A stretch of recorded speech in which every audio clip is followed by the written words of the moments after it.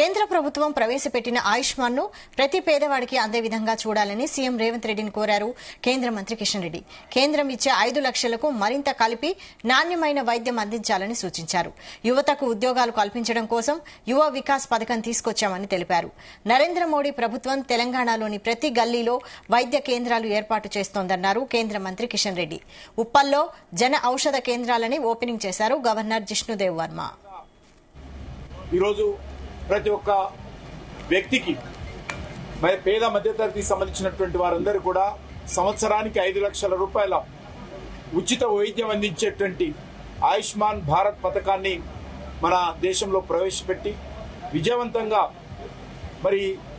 వ్యక్తి తన నచ్చిన ఆసుపత్రిలో, నచ్చిన రాష్ట్రంలో, నచ్చిన నగరంలో ట్రీట్మెంట్ చేసుకునే విధంగా ఈరోజు సౌకర్యం కల్పించారు.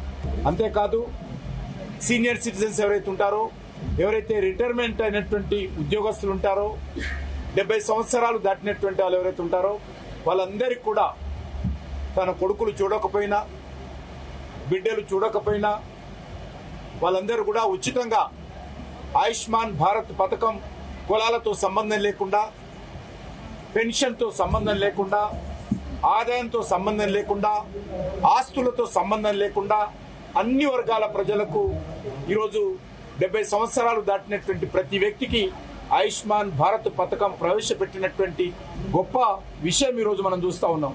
చాలా మంది ప్రభుత్వ ఉద్యోగస్తులు రిటైర్మెంట్ అయిన తర్వాత అరకొర రిటైర్మెంట్ బెనిఫిట్స్ తో ఈరోజు కుటుంబాలను పోషించుకోలేనటువంటి పరిస్థితుల్లో ఈరోజు నరేంద్ర మోడీ గారు వారందరికీ కూడా ఆయుష్మాన్ భారత్ పథకం కింద ఉచితంగా వైద్యం అందించేటువంటి కార్యక్రమం